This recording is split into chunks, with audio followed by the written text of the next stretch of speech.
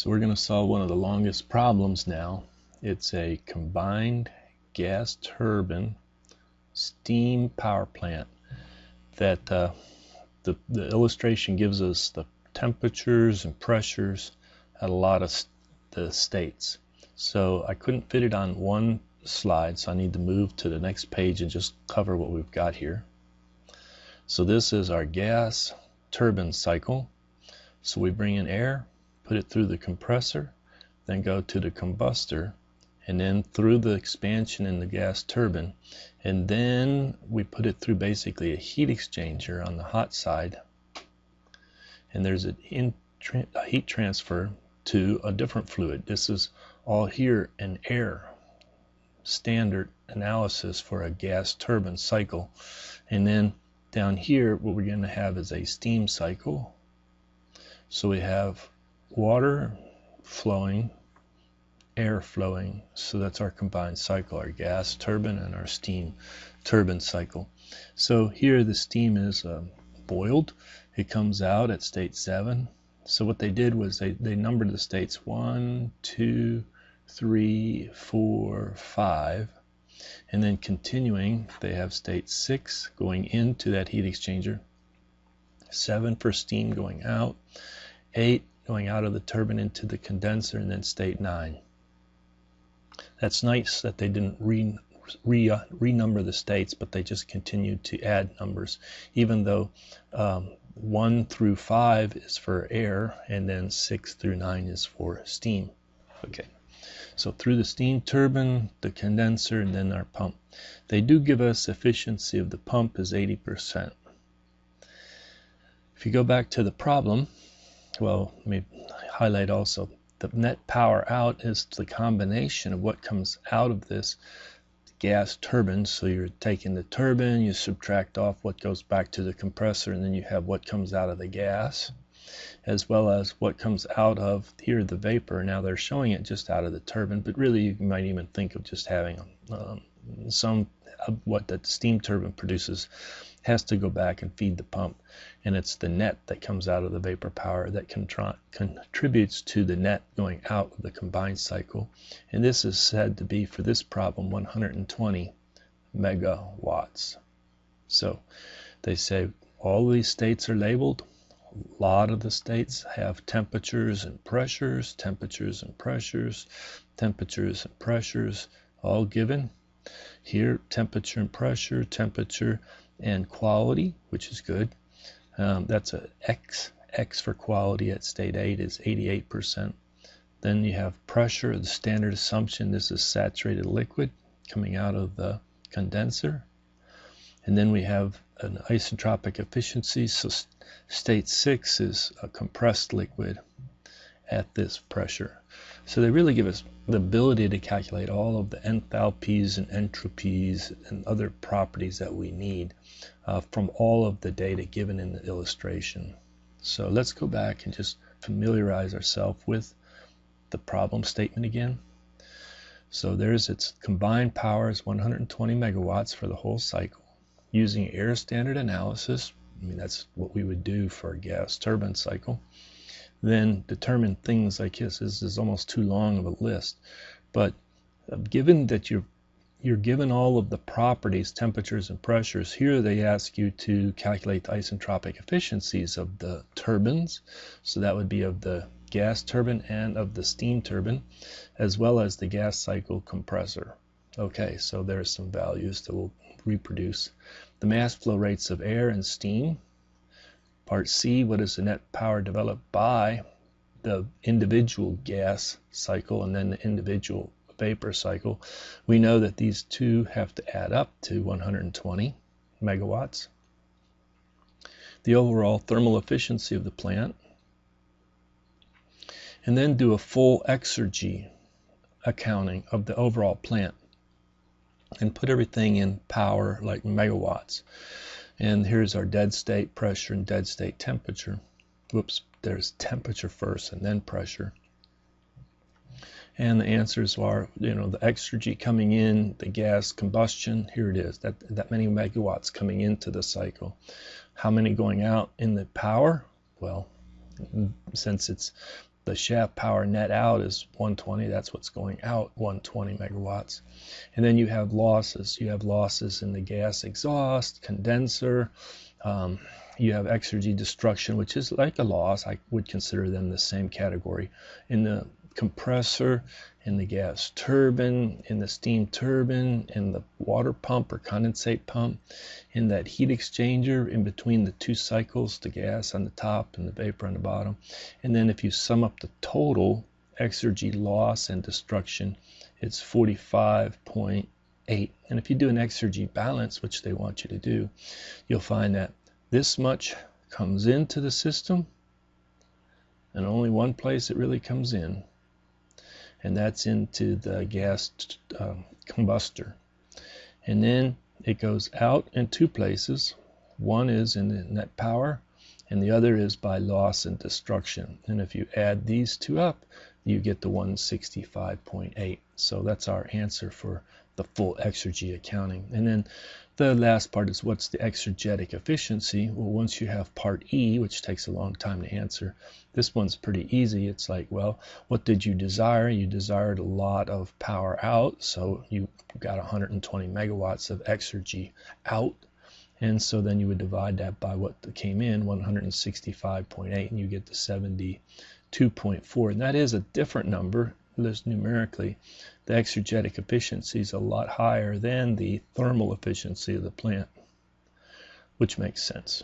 Okay, well, I can't stay on this slide. I have to leave this slide, so that's why I spent more time on it, and I'm not going to come back to it. And the same here. Basically, you need to have these on the side so you can reference them, either print them or have them on a different computer screen open. And what I'm going to do is I'm going to open up Excel, and then in Excel we're going to solve this problem. All right, so we're in Excel, and it's going to take us a while to set everything up, but what I want to do is I want to go ahead and make a table, and the table will have all of the properties. So I'm going to start with the state up here, and then we're going to have, because we're going to do an exergetic analysis eventually, I'm going to put in a dead state, and that'll be for their air system. I know we have the same dead state for their water system or steam system, but let's continue on. So we have state 1, 2.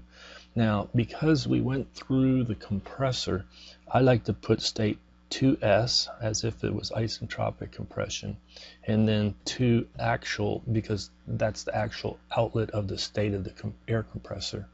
Then we'll go to state 3, and then likewise 4S, and 4 actual going through that gas turbine, and then state 5, and that will all be for our air. Now, let me do this. Actually, clean this up just a little bit. And then we want to list our pressures, and I put them all in kilopascal and the temperatures in Kelvin. And so the dead state was 100 kilopascal and 300 Kelvin. And then state 1 coming in was 100 also and 300. And then state 2, we're told that it's 1130 or 11.3 bar, and the temperature actual going out was 640.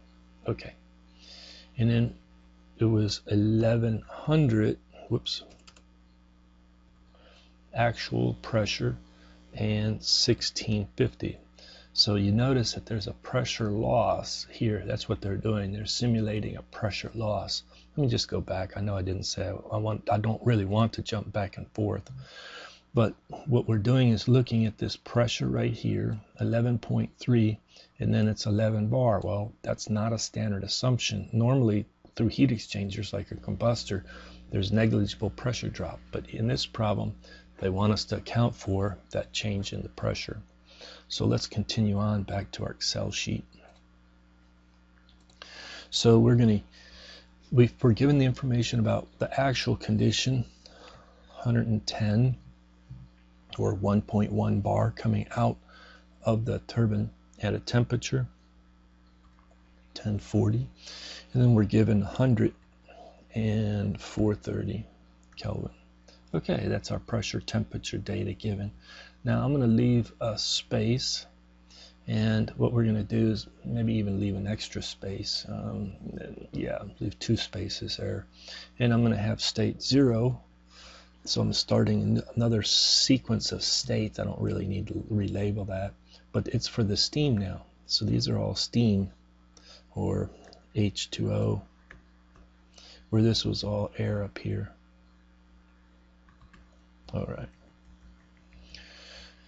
And then we have state 1. No, we're starting with state 6. And then state 7. And then we have 8S and 8 actual because of the steam turbine. And then we have state 9. Very good. There, we're done. Let's go ahead and pressure in kilopascal. And this time temperature, because we like to go to the steam tables in degrees C. So it's not the same, it's temperature in this column. What is it? D in Excel. But down here it's going to be in degrees C. That's why we put a different header on it. Okay, now let's put in the values that we're interested in. If you put in 100 here, and then for the dead state, I'm going to say that it's still 300, but I like to work in degrees C, so it's 27 degrees C. Okay, let's go to state 6. It was 12 megapascal, and state 7 was 11.85 megapascal. So 11,850 kilopascal, or 118.5 bar, and that temperature was given 540. And right away you can see why I want to use software, because this would require a interpolation in table A4 of our textbook because it's not a pressure that's in pressure block. So software is the only way to go when you have a long problem like this. Okay, so then we come down here to state 8. The pressure is 9.593. I should have put that right here. Well, it's for both of them, and that's our standard assumption. Likewise, I could have done that right here. This standard assumption is when we do the isentropic and the actual calculations, the pressure, we're not changing. It's the temperature and energy content and enthalpy. And then let's finish it out. This gives a whopping 8 kilopascal, very low pressure right there. Okay, now what other temperature information did they give us? Well, it was 45 degrees C coming out right there. So those are the 3 temperatures. Let's go back and look at our illustration again. So 45 degrees C down here for state 8 with the quality of 88%. Okay, and then saturated liquid at 0.08 bar, or 8 kilopascal. So you can do it a number of different ways. I'm going to put in quality here, and then the quality was at 88% right there, and then it was 100%, well, not 100%, it was 0 for saturated liquid at state 9. So those are 2 qualities that were given in our problem statement. Now, this header is going to be different, going out from the header up here in the table for the gas. So I'm going to jump around a little bit, but let's focus on doing the steam first. And I want to eventually get to an enthalpy column of kilojoules per kilogram at all of our states. And I suspect I'm going to have a S column, kilojoules per kilogram Kelvin, for entropy. And I suspect a flow exergy in kilojoules per kilogram Kelvin. So I'm going to leave some space for those columns. And then because I have a pump, and I know I don't need to calculate the specific volume, but only one place, but you could skip it and not take up real estate in this whole column, or take up the real estate, either way.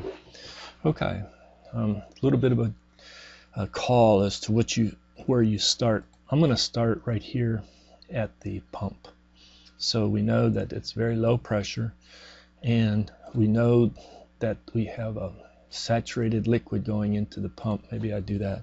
I put comments, this is saturated liquid over here, and you know, this is going to be a two-phase, whoops, escape. I like to put two-phase, little reminder what it is. This will be superheated, and this will be compressed liquid, and this is our dead state. Little notes. Okay. So we're going to get the specific volume as a function of pressure and quality for water, and I'm going to use table A3. So I just select that one by moving the cursor down and hit tab, and then I need to feed it the pressure, comma, and then the quality, and it assumes the pressure is in kilopascal and the quality is dimensionless. So there it is. There's our specific volume. Okay. We could do the same for enthalpy. Enthalpy is a function of pressure and quality. Table A3 for steam or water, fluid, pressure, quality, hit return. And if we want entropy, entropy is a function of pressure, quality. There you go. You can look these up by hand. I'm using software just to relieve the pain and that. Now, I like to do the calculations over on the side. You can do them a number of different places, but I need to go through that pump, and so I need to calculate what would be the work to run that pump isentropically in kilojoules per kilogram. Well, that's going to be this V times our change in the pressure, and because I have kilopascal and meter cubed per kilogram, that'll come out to kilojoules per kilogram. So it's bumping it up to 12, and it's coming from 8, so, or 12,000 from 8, and so it would require 12.09 kilojoules per kilogram. Okay, they give us the efficiency for the pump. That efficiency of the pump is low. Well, shouldn't say that, it's just 80%, 0.80.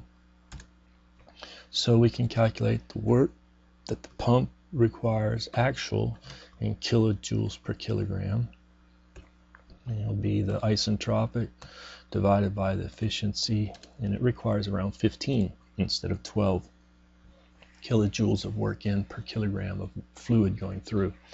Okay, at that point we can come up here and we can say we know what is the enthalpy here at state 6.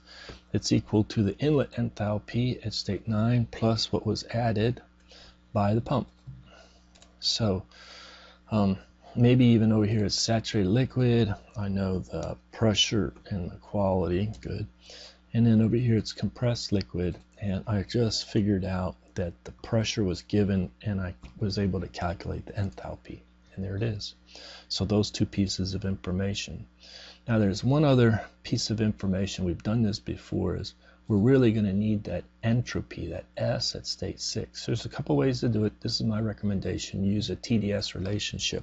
So as a reminder, temperature change in entropy equal to dH minus V times dP, or just, yeah, put a times dP there, times dP. Okay, maybe I should put a multiplication right there. And we've done this where the change in the entropy is equal to my change in the enthalpy, which really we just calculated 15.1, blah, blah, blah. So this would be 1 over the exergetic efficiency of that pump minus 1 times that V times dP that the pump experiences. I should have put a multiplication right there. And then you divide by the absolute value of temperature, and that will give us a good estimate of ds. So for this problem, the change in entropy going through that pump is equal to, let me see, I'll just put ds right here and then put it right here, is equal to 1 over 0.8 minus 1 times VDP. We just did that, that's right there. I'll just shorten that. But you have to divide by the temperature. Now, that temperature is a little questionable. I need it in Kelvin, so it's 273 plus, what is that temperature right here? And I know I don't have it yet, but I'm about ready to get it. So we'll just finish that equation. I should have put my units in here to keep it clear. This is in kilojoules per kilogram Kelvin. Very good. Let's go over here and get that temperature. Tsat as a function of pressure. Oops. As a function of pressure for water. And because it's input pressure, we'd go to table A3 to get it. And try that. 41. So there's our change in entropy right there. Okay. So now what do? We can come up here and get the entropy going out. So it's equal to the entropy going into the pump plus that increase in entropy because of the irreversibilities. So there's one way to get that S at state 6, 0.6099. Okay. All right, so let's continue on. We're given this pressure and temperature, so it's superheated vapor, and so we're given a pressure temperature. You can just look up the value of enthalpy. H is a function of pressure temperature. Table A4. This is a nasty interpolation, or one that I don't really want to do by hand, so I'm glad the software is doing it for me. Likewise, S is a function of pressure temperature. Table A4. Okay, and so now we need to deal with this turbine. Now we're given a temperature and a quality. So this was two-phase given a temperature and quality. So with that I can get the enthalpy. H is a function of temperature and quality for steam, and I'm going to use table A2. And so the temperature was 45. Whoops, escape. Equal to temperature as a function, enthalpy is a function of temperature quality. Table A2, beat it temperature and quality. And likewise, might as well get the entropy. S is a function of temperature quality. Table A2, temperature quality. All right, now we can do some calculations over here on the side. It's a little backwards. Basically, we're getting, we know what the work of the turbine actual is in kilojoules per kilogram. It is the difference between the inlet enthalpy and the exit enthalpy. All right. We can calculate what it would be if it would have been reversible flow through here and isentropic. And so here you would say this is a function of the pressure and the entropy. So here's my pressure, here's my entropy. Go ahead and calculate the quality. So quality is a function of pressure, entropy. Use table A3. So pressure, nasty interpolation. That's just life sometimes. And it would be around, I don't know, clean that digits up, but around almost 80%. Here it's 88%. So that would have been reversible expansion through that steam turbine. So now what we do is we say, well, what is that enthalpy? If it would have been reversible expansion, that's a function of pressure and quality. And that would be table A3.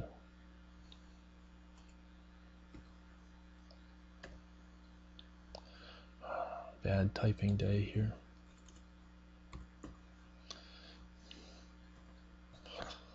And we'll feed it pressure and quality. And there we go.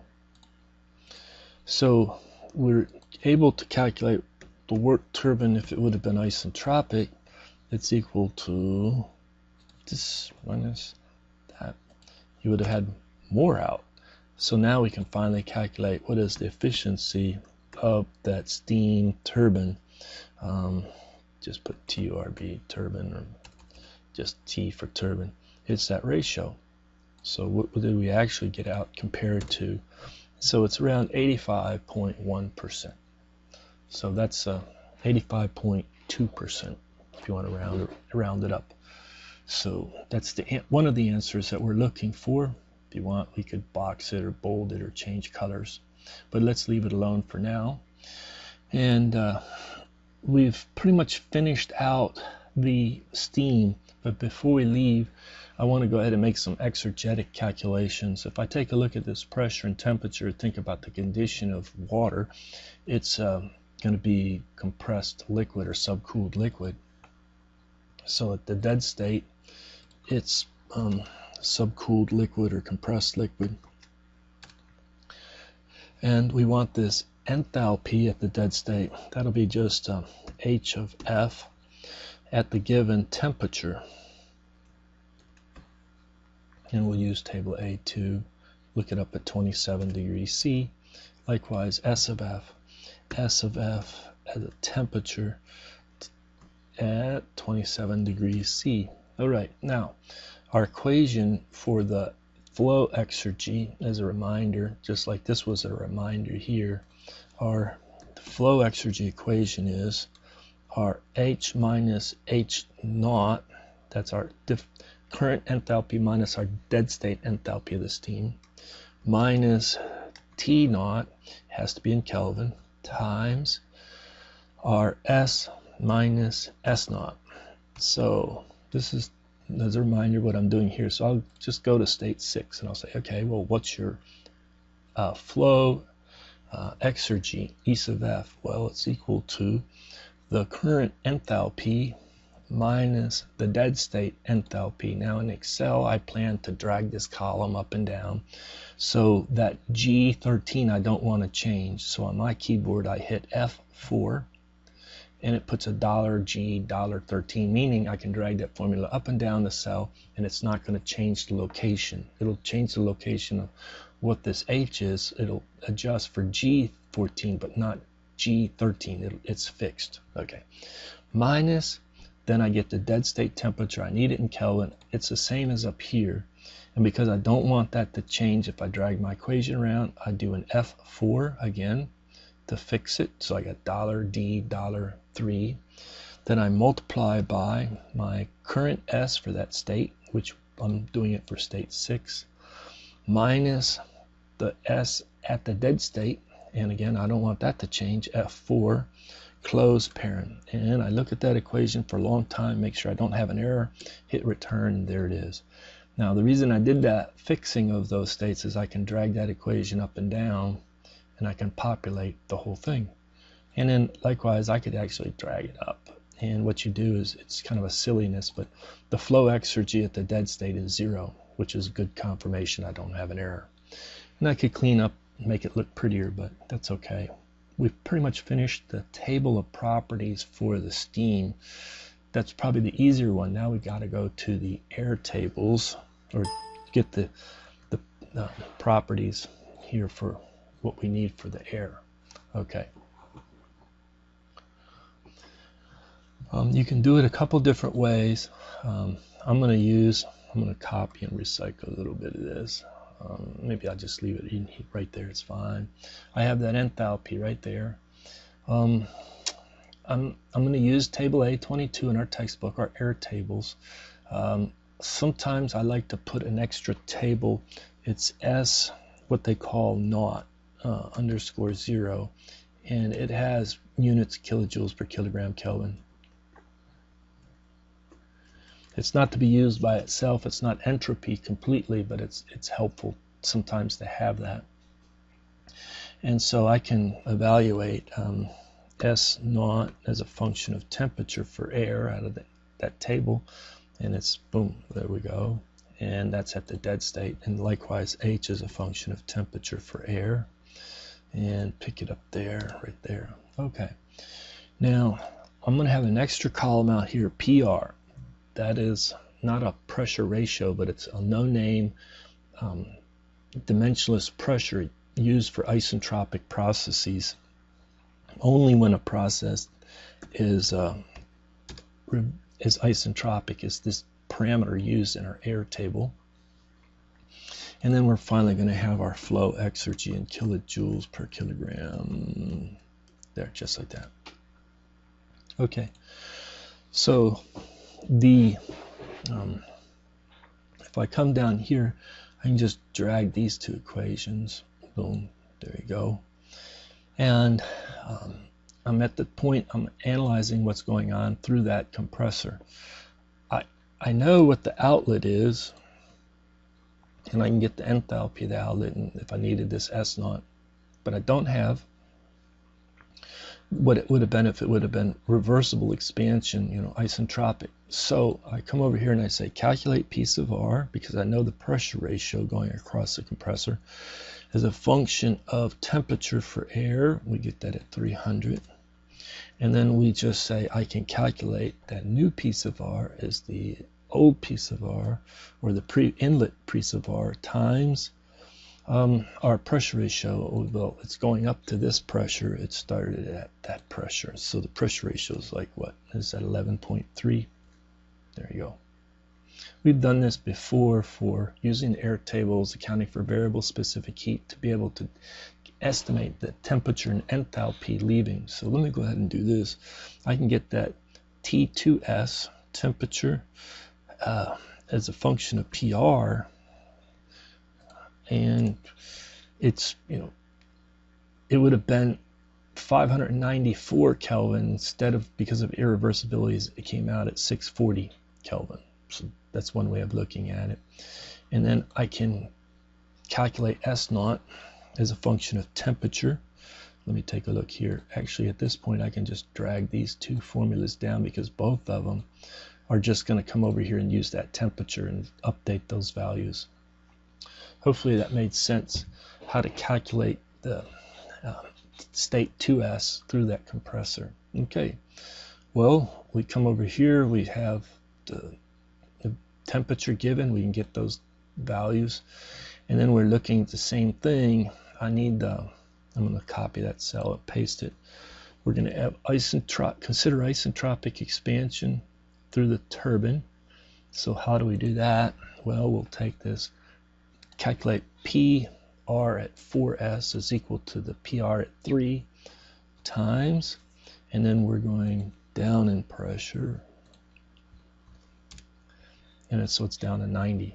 And then you say, okay, well, it's the same as this. I come over and calculate the temperature as a function of P sub R. And now I look at that, and it looks sensible to me. If it would have been a reversible expansion, adiabatic reversible, hence isentropic, through that steam turbine, it would have come out a lower temperature. Okay. At this point, I can just drag these columns down, and they're going to get the S naught H, S naught H, S naught H, boom. So we didn't need that P sub R except for where D sub S, the change in entropy, is 0. No, it's isentropic. Okay, now a little harder part right here. I need to get this flow exergy. Well, the flow exergy equation's the same. I'm going to copy this right here, and then maybe I'll paste it up here as a little bit of a reminder. But I want to be able to calculate this change in S. The way I would do that using our tables, it would be S, and it's not going to look pretty. Maybe what I should have done is I should have used the number 0 for the dead state. That's more common than the lower letter case naught, because now I want to use that for this other one. And so I have this S minus S naught at the dead state. So what's the change in entropy from the current state compared to the dead state? Well, I would do that as S naught, not 0, but lowercase o, in our table. That's like in what's in column F right here. Minus S naught at the dead state minus the gas constant for air times the natural log of the pressure, the current pressure, P, divided by our dead state pressure, P, but 0, close parenthesis for that natural log, and there you go.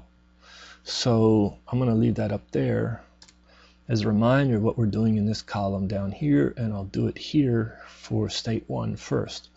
So it's equal to the enthalpy at state 1 minus the enthalpy at the dead state, and because I'm going to drag that formula up and down, I'll fix it and it won't change, minus the absolute dead state temperature in Kelvin, fix it, times that S naught right here, minus the S naught at the dead state, fix its location, minus R. Now I could have typed R out elsewhere, but I'm just going to say 8.314 divided by 28.97. So the molar mass, universal gas constant divided by the molar mass of air. Okay, then multiply that by the natural log of the ratio of the current pressure, P, divided by the lower dead state pressure, and fix that. Close the parent around the natural log, close it around the change in S. That's the hard part, getting this change in entropy. All right, we'll hit return. Boom, there it is. Well, it's interesting because state 1 is the same as the dead state, but if I do drag this formula down, it will populate and fix it. And so then I can maybe, just double tap and look at that formula. It looks right. I'm using this pressure, that pressure. I'm using the dead state temperature, the 2 S naughts, and the 2 H's. Okay. And so I'm going to escape here. If I wanted to, you could take the same formula and drag it up, but it's just going to give us zeros there. So we got all of our flow exergies here. Okay, now I got a little ahead of myself on the property evaluations because we won't use those flow exergies for a minute. We need to calculate the compressor efficiency. So I think about what's going on with that compressor. So I could actually get what is the work that the compressor actually consuming in kilojoules per kilogram. Okay, well that's the difference in the enthalpy. It comes out at this enthalpy, it went in at that enthalpy. Okay, well what's the work that the compressor would have consumed if it would have been reversible or isentropic? And so kilojoules per kilogram. Well, that would have been the work out if it would have been at 2S minus, not that, it's enthalpy out, minus enthalpy coming in. So we compare those two numbers, and the ratio gives us the efficiency of our compressor for the gas cycle. And so it's right at 86%. So that was another answer. Let's see, is it bold working? Yeah. So we had this as an answer, and that as an answer. Now we also go to our turbine. You can put it right here. What is our turbine? Work the turbine actual in kilojoules per kilogram. Well, it came in at this high enthalpy. It goes out at this lower enthalpy. We're getting 726 kilojoules per kilogram going through. What happens if it would have been isentropic? Well, it still came in here, but it would come out at a lower enthalpy. At 838, the ratio of those gives us the gas turbine isentropic efficiency. So, and that's coming in at 86.7% isentropic efficiency. So here, here, and here are the answers for the part A. Let me jump back. I hate to jump back and forth, but we just solved for the answers for isentropic efficiency of this would be for turbine 1, turbine 2, and then for the gas compressor. So 86.7, what is that? I forgot. 86.7 is for the gas turbine first, and then the steam turbine, and then the isentropic efficiency of the compressor. Well, we did a lot of work already. Now what do we need to do? Let's go back here and look. What is that mass flow rate of air and steam in kilogram per second? It's going to take us a while to answer that question as well, because I have a full page and I still need, or I want, more room. So what I'm going to do is I'm going to make a table, and the table is going to be for, and I don't want to do a lot of scrolling, so maybe I'm going to do this. I'll just squeeze this a little bit and squeeze this a little bit, and I'm going to try and squeeze the table in over here. And I have, the air system has different components. All right, and the components you can put in some sort of order. Let's do the compressor. All right, followed by the combustor, followed by the gas turbine, and then we have this heat exchanger that'll give us a little bit of interesting calculations. All right. And for each of these components in our gas power cycle, I want to get the Q, kilojoules per kilogram, and the work in kilojoules per kilogram. All right. So for that compressor, I want to know, was there any heat transfer? Well, the standard assumption is no, it's not. And actually, we assumed it was not when we did the isentropic efficiency calculations. So that's 0. And then for the compressor, we already did the calculation. It's this much, but if you wanted to keep the sign correction convention, it'll be a negative. So it's consuming 349 kilojoules per kilogram. All right. What about the combustor? Well, there's no work for the combustor, and there's a great heat addition, and that energy picked up in the combustor is H3 minus the H2. So 1169. What about the turbine? Again, isentropic. And then what we're interested in, what's the actual turbine? And it does power production, it's power out. So we'll leave a positive in front of that one. And then for this heat exchanger, well, there's no work. And we do have some heat exchanger. And I should have emphasized this heat exchanger is with the steam. With the steam. All right. Okay, come down here again. What comes out of the steam is it comes into that heat exchanger at state 4 actual and goes out at state 5, and so it's 5 minus 4. So it's negative going out, indicating out of the air going to the steam, but it's out of the air at that rate. Now, what I need to do is go back to the illustration, sorry about this, and talk a little bit more about, I want to do an energy conservation for this whole thing. So numerically or conceptually, I need to close this loop right here and put the exhaust, which is pure air in our analysis, back as air inlet. Well, to do that, it's at the right pressure, but it's not at the right temperature. I have to add conceptually a heat exchanger.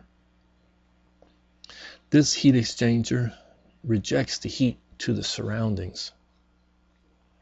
So there's really 2 heat exchangers. One is to exchange between the gas and the steam, and then the other one is here to close and make it a nice cycle. So I'm going to call that with the surroundings. So I'm going to call this a heat exchanger with the surroundings. Okay, well, it comes in at 22 and it leaves at, no, not in at 22. Did I do this correctly on this one? Let me escape.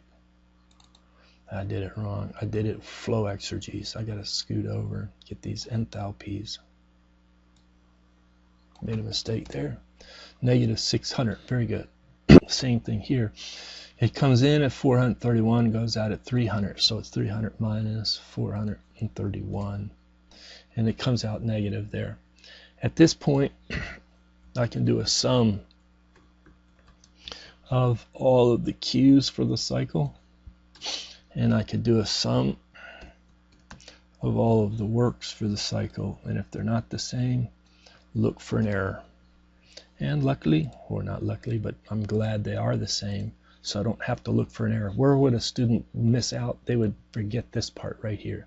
They would forget that you're really doing it for a cycle. I've got to complete a cycle. I have to put in this imaginary or extra heat exchanger with the surroundings to make it a cycle. Okay, well, if you got that one, we just come down here. We have component, and then we're going to have, I should spell that out. For our components, what do we have? Let's have heat exchanger, steam, since we called it up there for the air. Then we had the turbine, then the condenser, and then we had our pump. Okay, and we're interested in Q, kilojoule per kilogram for each of those, and the work in kilojoules per kilogram for each of those. Well, this is now from the perspective of the kilogram of steam, not a kilogram of air. Up here it's per kilogram of air. So there's no work, but from the perspective of the steam, you're receiving, it's coming in at state 6, going out at state 7, so it's H7 minus H6. There it is. Okay. What about the turbine? Well, we already did that. It's adiabatic, and the work actual for the turbine was right here. Okay, how about for the condenser? Well, there's no work in the condenser, but there's heat transfer. You're coming in at high enthalpy, leaving at low enthalpy, and so you're leaving at this enthalpy, and you're coming in at this enthalpy, and we expect that to be negative because it's a heat rejection. And the pump, well, the pump is adiabatic, that's our assumption, and the work of the pump actual was 15, but I need to force that minus sign because I'm going to do a sum on each of these columns. So now we'll do for the Q net, what is our sum here? And it turns out to be 1, blah, blah, blah. And then do this same, and they match, so we're good.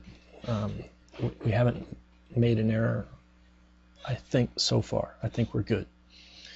So what we have to do is we have to go back and analyze this heat exchanger a little more. So if I do a control volume analysis around this heat exchanger, there's no heat transfer with the surroundings, it's just internal.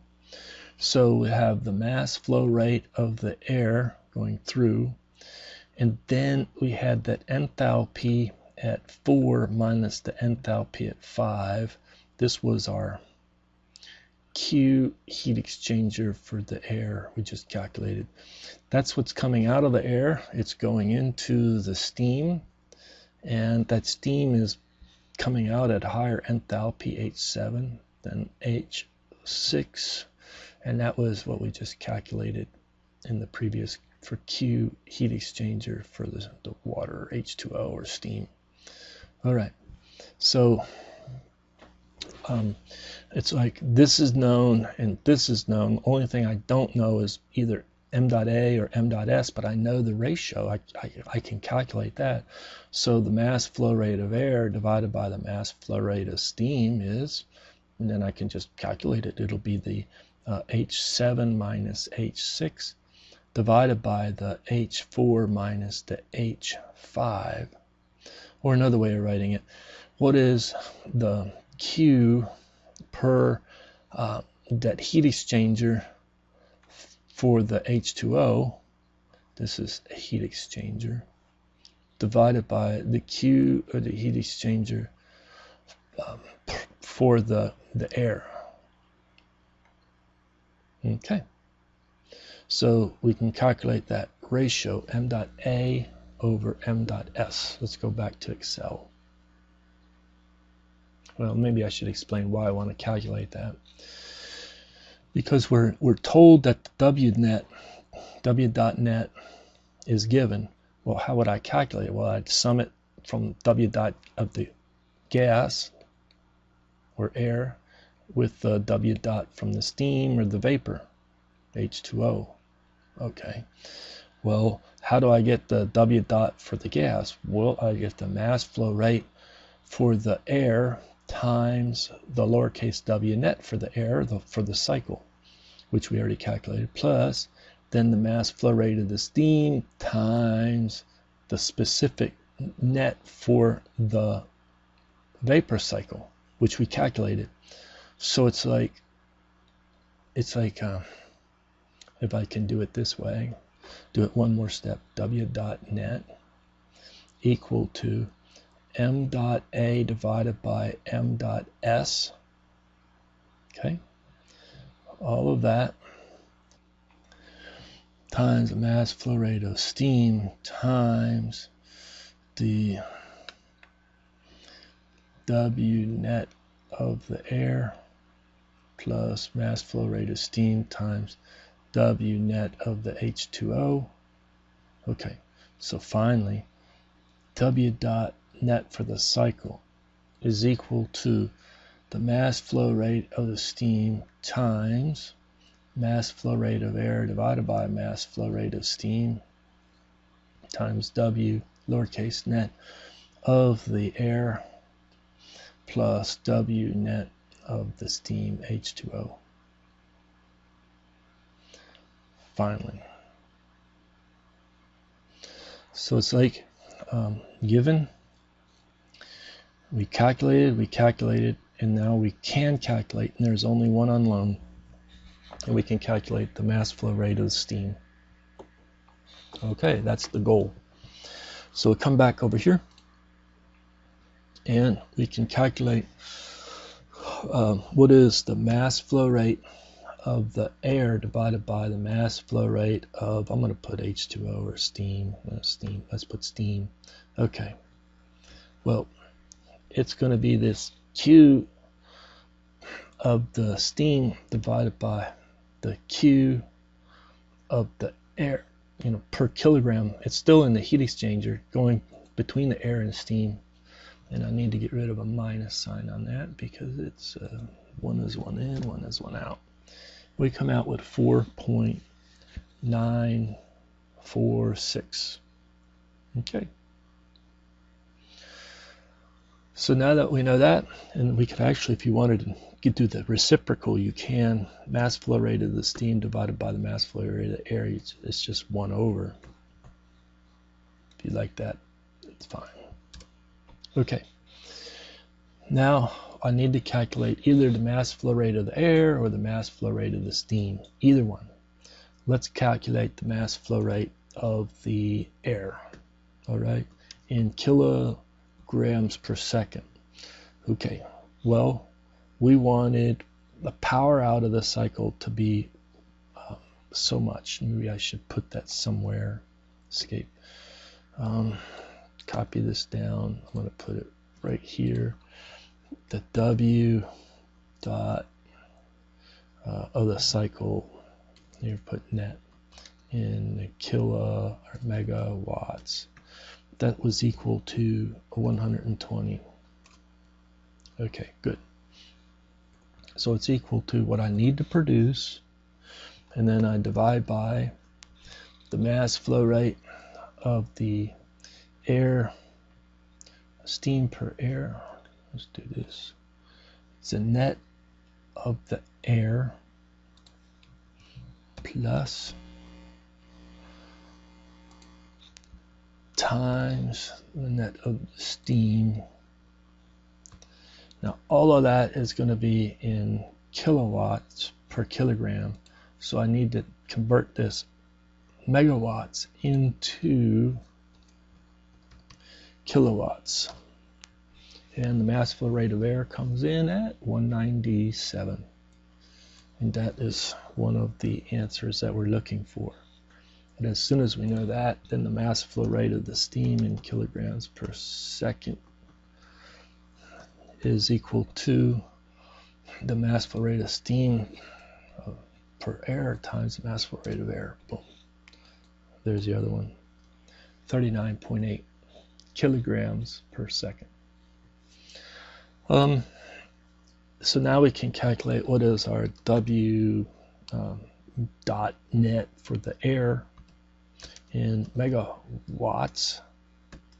You can do that a couple different ways, but for the air mass flow rate times how many kilojoules per kilogram of air, and then we want it in megawatts, so get back down 74.4, and then the W dot for the steam, H2O I'm going to call it, in megawatts is equal to our mass flow rate of the steam times our work net of the steam, and then I want it in megawatts, so divide by 1,000. Okay, so you can see we've used up quite a bit of our real estate in this Excel spreadsheet, and we're still not done. But let's flip back and see where we're at on the sheet here. So we just were able to solve for the net power developed by the gas as well as the vapor cycle. We didn't compute the thermal efficiency, but after we do that, we have to do a full Exergy accounting. So the efficiency, well, how do I calculate the efficiency thermal of this plant? Well, I need to know how much power is going out. Well, it's only the net power out is 120 megawatts. Okay, great. But what is the heat transfer coming in, the fuel that's being combusted or burned? It's only coming in the combustor right here, up here. So I'm going to put a parenthesis. Well, maybe I should have done that. Running out of room. I need more room. Move these up by at least 1. And I'm going to move these up by 1. There. And I'm going to put us right here. So what is my Q dot in the combustor in megawatts? Okay. The Q dot in the combustor in megawatts, well, it's the mass flow rate of air times the combustor heat addition per kilogram of air, and then I want it in megawatts. So 230 comes in of megawatts of energy into the system only in the combustor. And what's our thermal efficiency? Well, we got 120 net power out for the 230 in, 52%. So that agrees with our other calculation, or what we expected to find, 52%. All right, bold. Now I'm stuck because I still need to do more calculations. And I'm going to do this. I'm going to try to fit it over here. Okay, and this whole thing right here was an energy analysis. All this was energy analysis. What I need to do is a complementary exergy analysis, exergetic analysis. And because I've already calculated the flow rates, it's going to be a little different on Exergy because I'm going to do it all in megawatts. And so we have, how do I do this? Exergy transfer with the Q, with the heat transfer, in units of, maybe I should have put it right here, in units of megawatts. Okay. And then I have the Exergy transfer with work for each component in megawatts. Okay. And then I have to continue to go through the system. So first of all, for the combustor, because there's no heat transfer, there's no Exergy transfer with that heat transfer. Likewise, that's for the compressor, no heat transfer. For the combustor, there's no shaft work. So some of these values are 0 right away. Okay. So how do I calculate what is that Exergy transfer with the work in megawatts that's coming into the combustor? I'm doing an Exergy balance on the compressor only. That'll be our mass flow rate of our air going through the compressor times our work per unit mass flow rate. Okay, and then what I'm going to do is I'm going to put it into megawatts. So what do we find? We find that there's 68.7 blah blah blah megawatts of power coming into that compressor. Okay, in shaft. Okay, now what is the amount that's taken away in the mass? So this is a little confusing. MASS in megawatts. Well, let me go. I need to draw something. Let me go back here and go back here. So we're focused on this compressor. There's some shaft power coming in, and it brings it the Exergy transfer with that shaft power. We wanted it to increase the Exergy, so we have the flow Exergy at state 2 and the flow Exergy at state 1. We calculated both of those already, and you multiply that times the mass flow rate of the gas or the air, whatever you want to call it, going through the compressor. That's what's picked up. So let's make that calculation. So this is equal to our mass flow rate of the air, glad we calculated it, times our flow Exergy going out at state 2. That would be this one. I need to scoot over some. Escape. I need to shrink this because I'm having a hard time seeing what I've got.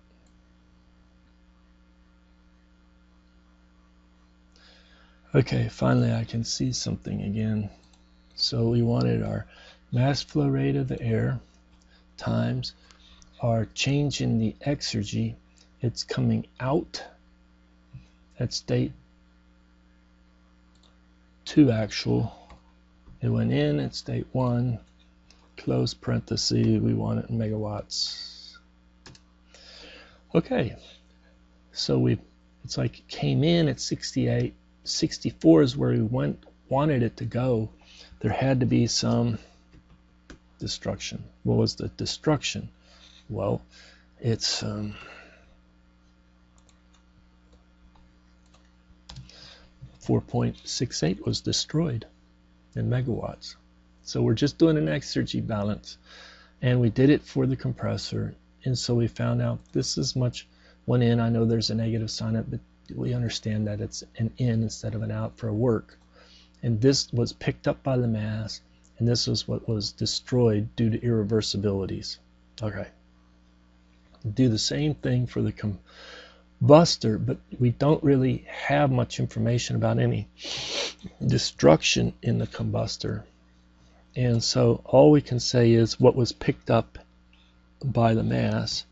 And so it was a mass flow rate times it went out, it came in for the flow Exergy, and so 165.8 megawatts was picked up. Now we know that combustors have a lot more Exergy destruction, but this is neglecting that Exergy destruction in the combustor. It's just saying what was picked up in the combustor. We're assuming no Exergy because we don't have any information to do a better calculation on that. But this is what's coming into the working fluid in the combustor from Exergy transfer with the mass, with the heat to bring it in. Okay. About the turbine, well, the same thing is what was our actual power out of the turbine? Well, it's this per unit kilogram multiplied by that kilogram, put it into megawatts. So we get 143 going out in megawatts of Exergy flow. What about what came out of the fluid stream times our flow Exergy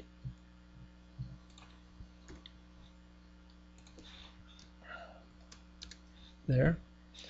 Oops, I didn't divide by 1,000. Okay, Okay, and so there is our, so hold it, we're getting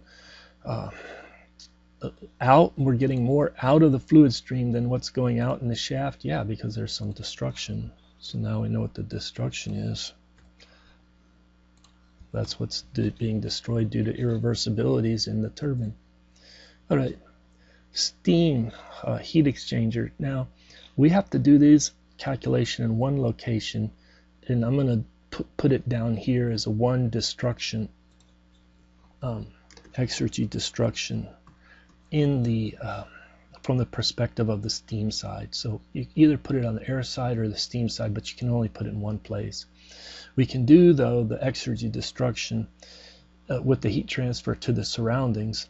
It's basically there's no useful Exergy transfer to the surroundings. It's like an extended control volume analysis there. And we have the mass flow rate of the air. Maybe I should always just divide that by 1,000, be done with it.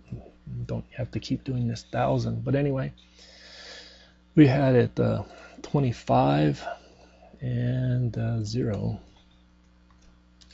Not much, but 4 megawatts. So basically that's what was destroyed. Okay, so we get the total destruction, except for I'm not putting on that one heat exchanger, steam heat exchanger, I'll put down here. And this is the Exergy transfers with the mass. This is Exergy transfers with the work. Exergy transfers with the heat. This is the only positive into the cycle. All right. So we'll do the same thing. So Exergy with the heat in megawatts, and then the Exergy with the work in megawatts, and then the Exergy with the mass in megawatts, and then this Exergy destruction in megawatts. Okay. Okay, for we can deal with this heat exchanger right now. The Exergy transfer coming out of the air up here, we should have calculated that. That's this one divided by 1,000 times. You're coming in to that heat exchanger at 406. You're going out at 22. There you go. So 75 megawatts is coming out of the air. What goes into the steam? Same calculation. I'm getting tired of it at 1,000, so I should have done this a long time ago. There, I'll use that for my mass flow rate. It's equal to the mass flow rate times the change in flow Exergy for the steam on that heat exchanger. It came in at 6 and went out at 758. Now you can see the difference. So 75.7 megawatts of Exergy transfer came out of the air side, but only 58 made it into the steam side. Well, that tells us how much was destroyed. This minus that. And I can't really put it one place or the other. I just put it here. I just put it down into the Exergy balance on the Exergy destruction side for the perspective of the steam. All right. This is 0, and this was 0. All right. Let's do the turbine. It's adiabatic, condenser, no work, pump, adiabatic. That helps a little bit.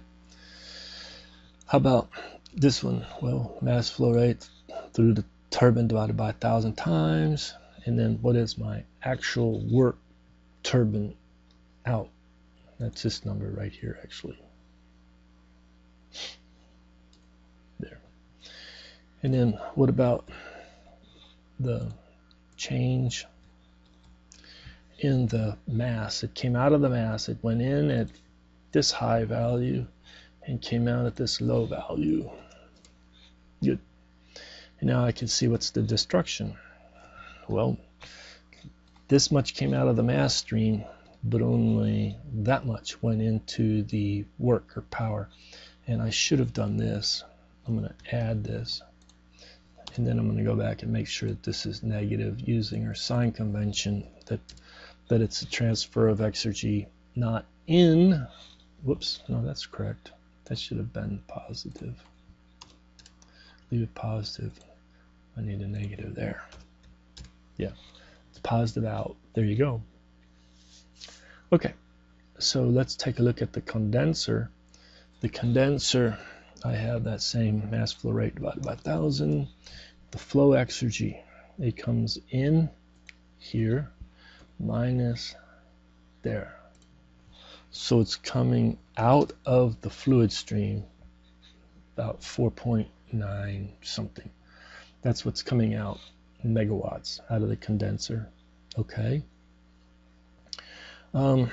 We assume that there's negligible useful exergy transfer to the surroundings. It's just all destroyed in the condenser. Okay. And then we have our pump. And the pump has exergy transfer with the pump. So this is a mass flow rate there times what is the work actual right there. And then what is our increase in the exergy in the fluid stream? And we're going to have, right, it goes the flow exergy from 9 back to 6. So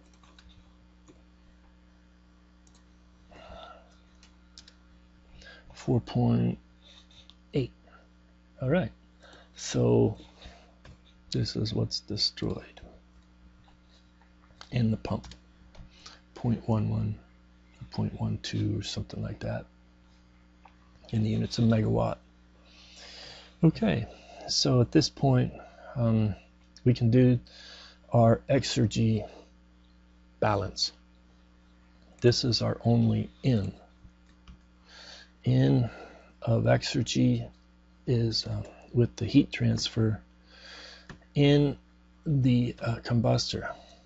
And so that's equal to 165. Okay. And then we have a bunch of outs. Okay. The main out is exergy transfer with the power, then W. I'm just going to put it like that. And what was that? Well, that was our 120 megawatts. All these are units of megawatts. Sometimes I'll put units here, there. So we had 165 come into the system, 120 went out where we wanted to. The others, it were either destroyed or lost. I'm going to just say they're LOSS or destroyed. Okay, and then you can say where were they lost or destroyed. You can lump them into the gas turbine side. And for the gas turbine side, we had exergy destruction or loss in the compressor. We had it in the turbine. We had it in the, I'm just going to be repeating these numbers right here. This one for the turbine. And then we had some with the surroundings. So this would be to the heat exchanger with the surroundings. And then we had kind of a gas, steam, heat exchanger. The gas, steam. And we had so many lost or destroyed there too. That was our 17.5. Let me copy down these values with the surroundings. The turbine with the compressor. Okay, and then this is definitely in the steam only side. If I wanted to, I could put gas side, then steam, etc. Running out of room, but let's keep going. We have the turbine, and that was 17. I should just drag those down. And so that's a turbine. That's our, hold it, no, messed up.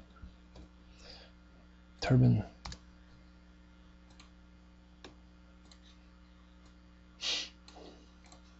Okay, turbine condenser, and then our pump right there. And so if you do the sum of the losses, the sum of all the losses or destruction, I count them all as destruction, you get 45.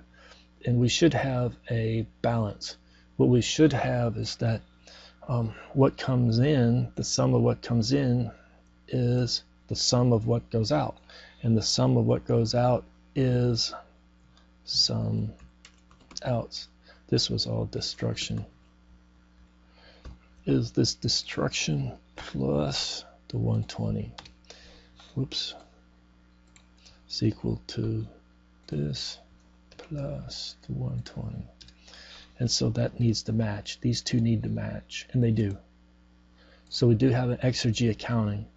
Now, if you wanted to, I like to do this. I like to say, well, what percent of the Exergy that was lost or destroyed was due to the compressor? About 10%. And I really want that to be percent. And then we can just, once we calculate that right, we can just drag this down.